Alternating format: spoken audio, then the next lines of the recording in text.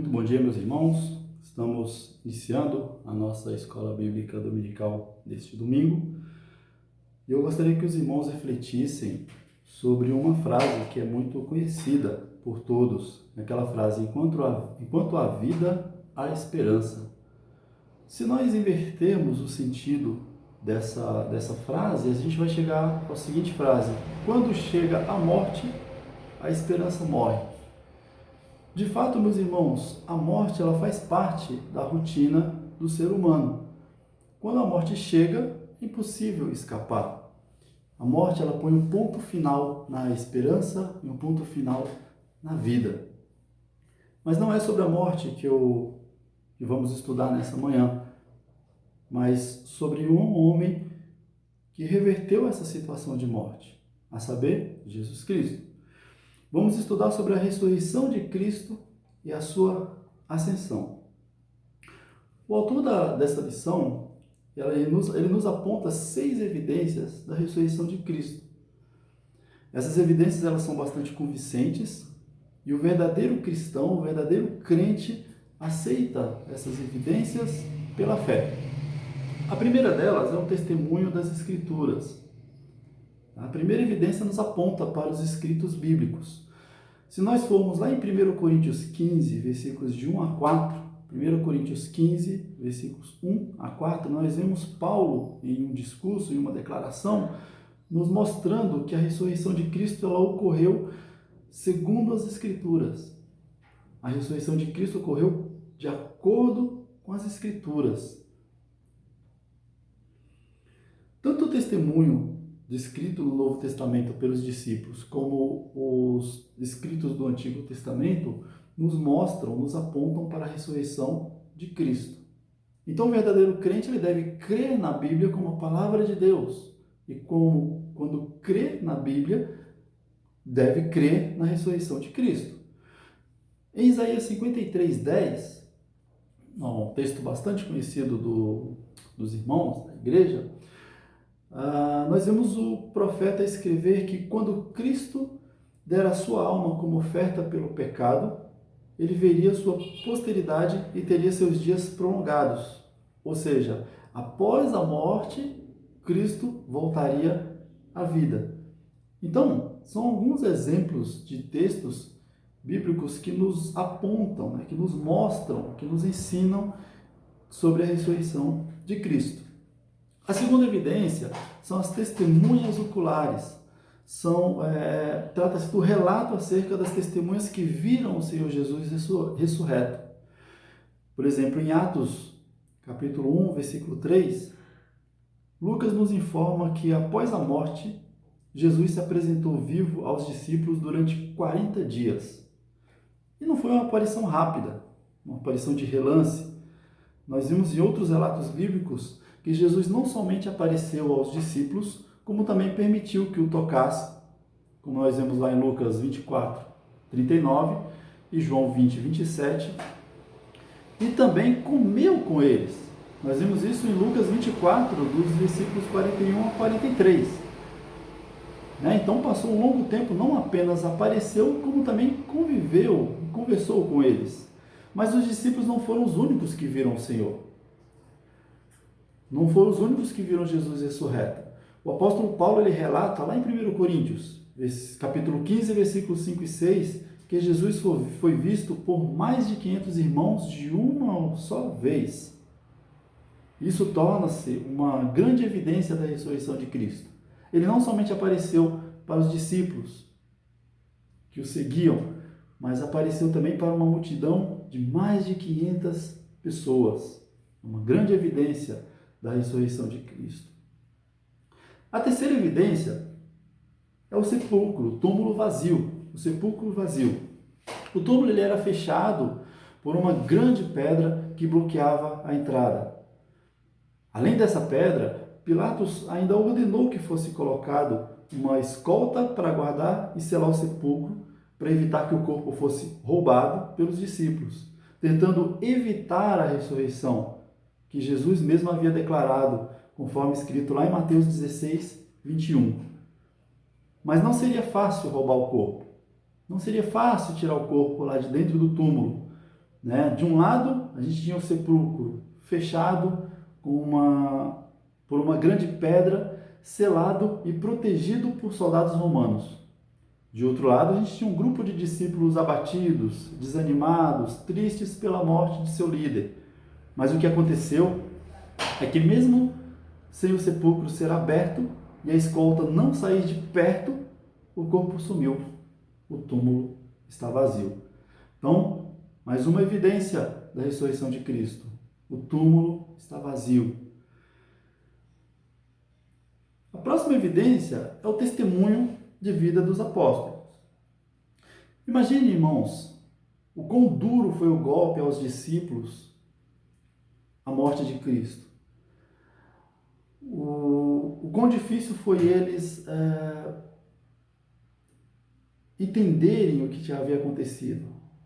Então, após a morte de Cristo, nós temos um grupo de discípulos, os seus principais seguidores, desanimados, abatidos, reunidos secretamente, com medo de sair, de aparecer aos demais. Mas, de repente, o que nós vemos no relato em Atos, nos capítulos 4 e 5, depois você pode dar uma olhada, em Atos 4 e 5 nós vemos os apóstolos proclamando a ressurreição de Cristo diante das autoridades, sem temerem a prisão e, além do mais, com grande entusiasmo e alegria. Então não há outro acontecimento extraordinário que poderia motivá-los a proclamar a ressurreição se não fosse a própria ressurreição de Cristo. Então nós vemos de um lado um grupo triste, desanimado e abatido. E de repente nós vemos, após conviverem com Cristo, nós vemos aí, após eles virem aí a testemunharem a ressurreição de Cristo, nós vemos eles com grande alegria testemunhando de Cristo às pessoas. Mais uma evidência é que a ressurreição de Cristo é o fato mais atestado da história. A ressurreição de Cristo é o fato mais importante e confirmado na história da humanidade, porque foi predita pelo Antigo Testamento.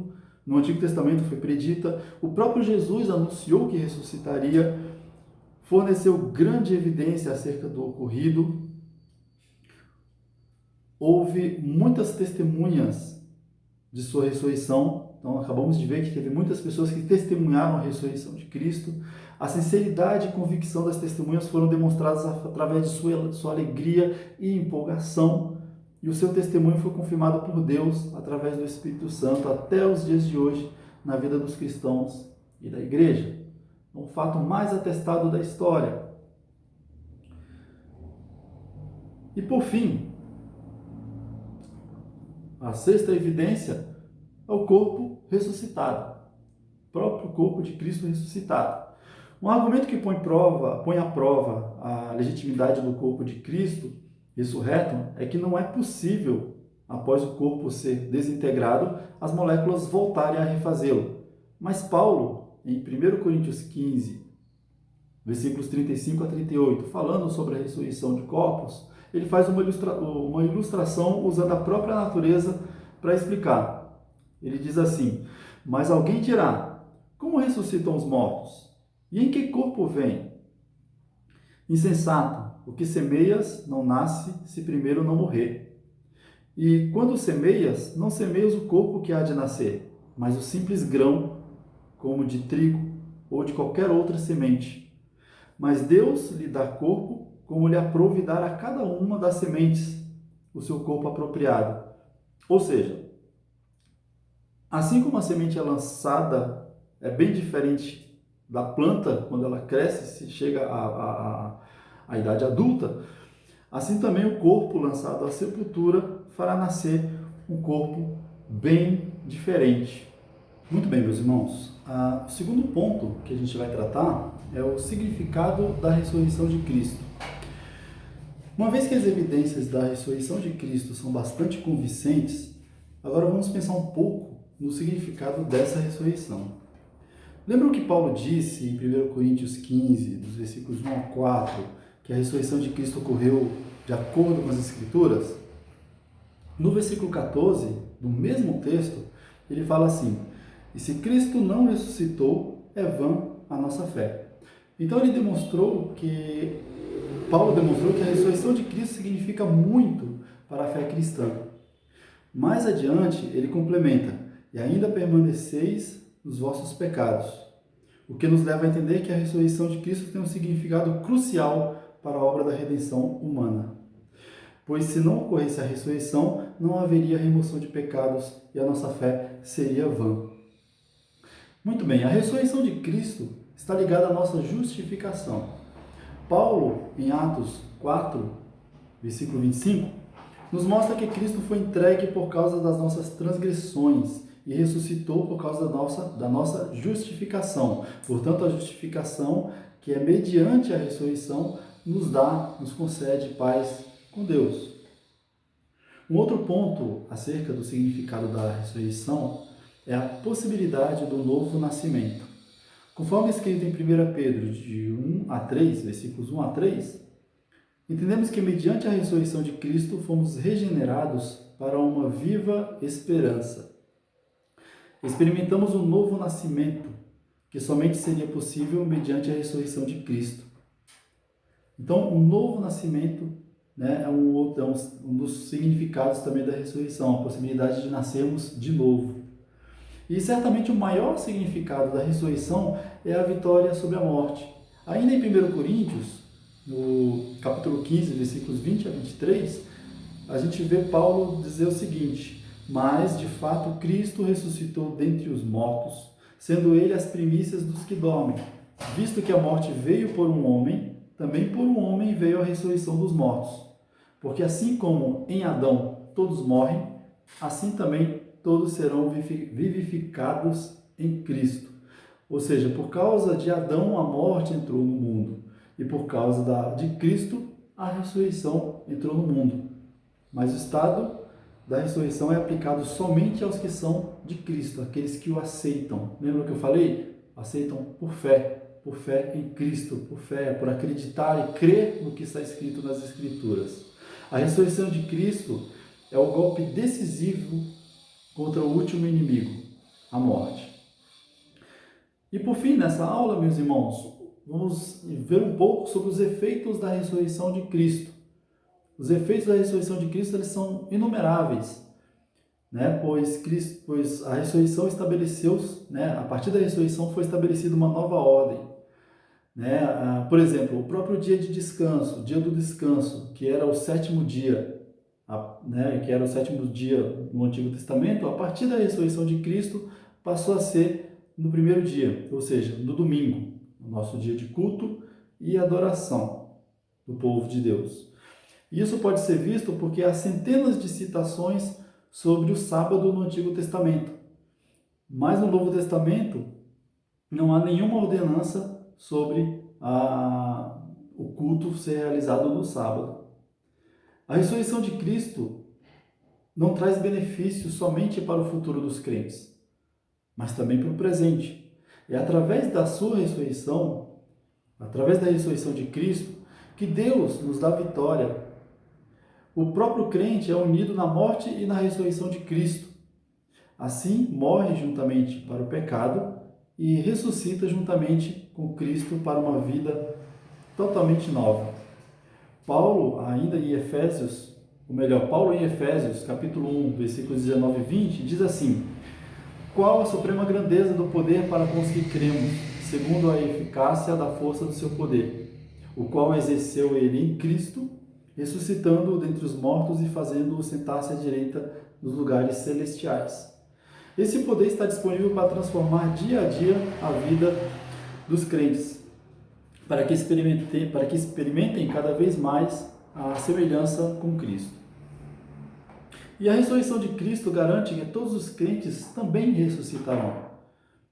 Ainda em 1 Coríntios 15, versículos 42 a 44, Paulo nos diz o seguinte: pois assim também é a ressurreição dos mortos. Semeia-se o corpo na corrupção, ressuscita na incorrupção. Semeia-se em desonra, ressuscita em glória. Semeia-se em fraqueza, ressuscita em poder. Semeia-se corpo natural, ressuscita corpo espiritual. Se há corpo natural, há também corpo espiritual. O que Paulo está querendo dizer é que acontecerá uma grande transformação na ressurreição, onde do corpo natural os crentes passarão a ter um corpo espiritual. Acontecerá o seguinte: eis que vos digo o mistério, nem todos dormiremos, mas transformados seremos todos. No momento, no abrir e fechar de olhos, ao ressoar da última trombeta, a trombeta soará, os mortos ressuscitarão incorruptíveis e nós seremos transformados. Ainda em Coríntios, 1 Coríntios 15, 51 e 52.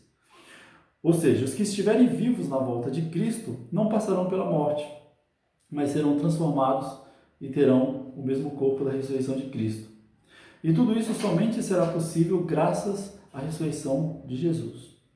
Paulo tinha certeza dessa ressurreição. Por isso ele disse, em 1 Coríntios 15, 58, também é um texto muito conhecido da igreja: portanto, meus amados irmãos, sede firmes, inabaláveis e sempre abundantes na obra do Senhor, sabendo que no Senhor o vosso trabalho não é vão.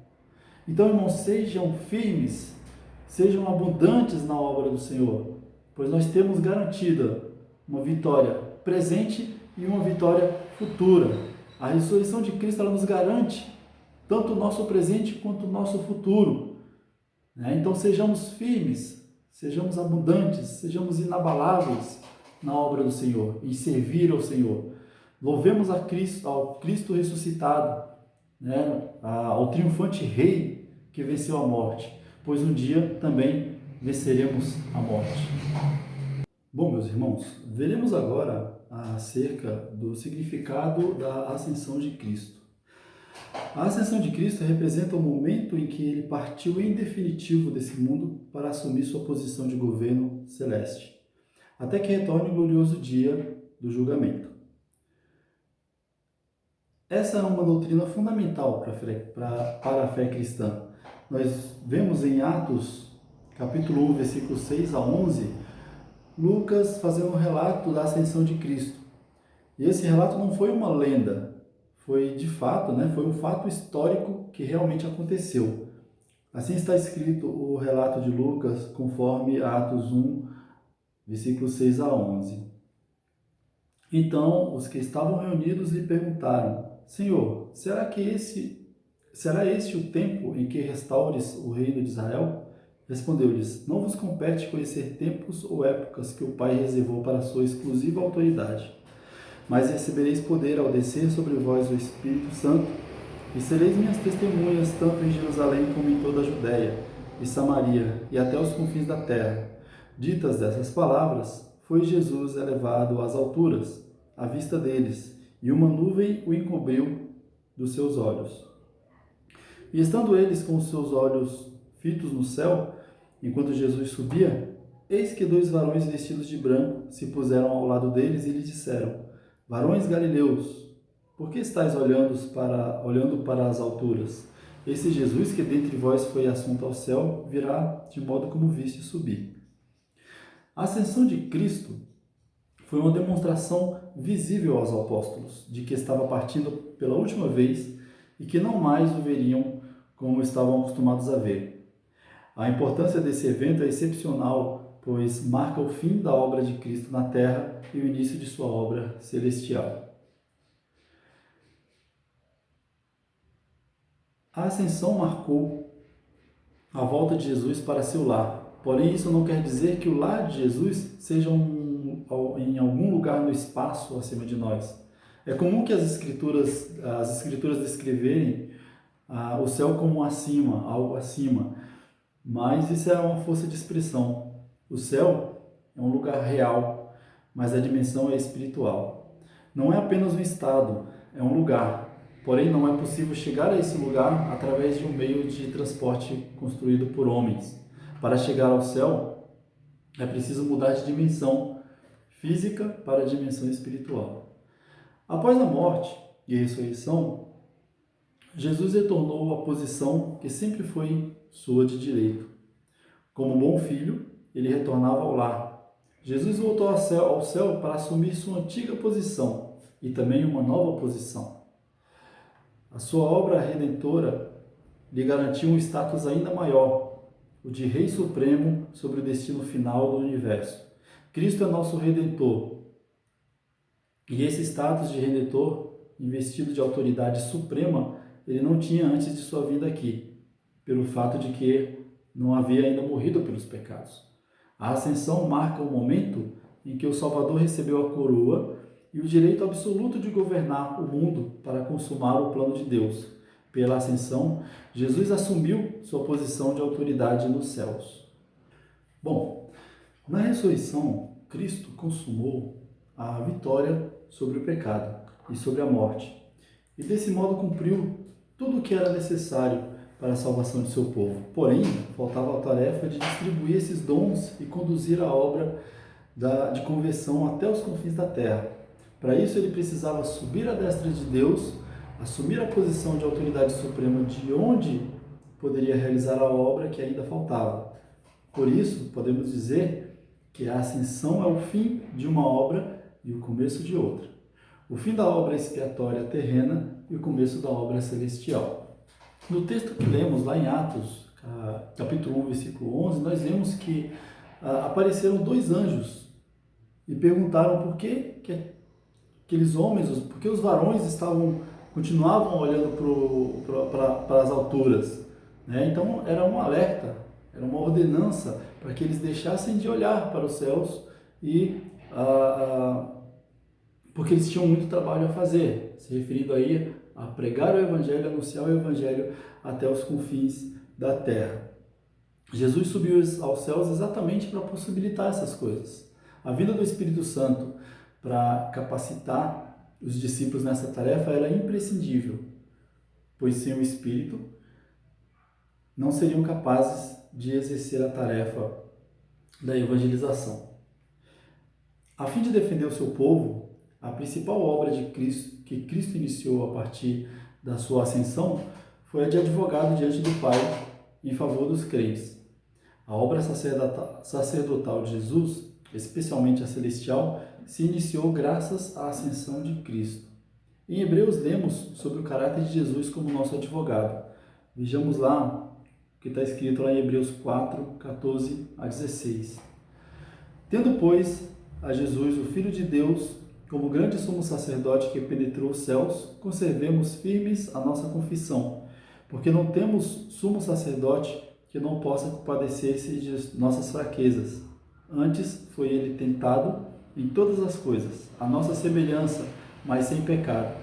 Acheguemo-nos, portanto, confiadamente junto ao trono da graça, a fim de recebermos misericórdia e acharmos graça para socorro em ocasião oportuna. Mas também o objetivo de Jesus era também de destruir os inimigos.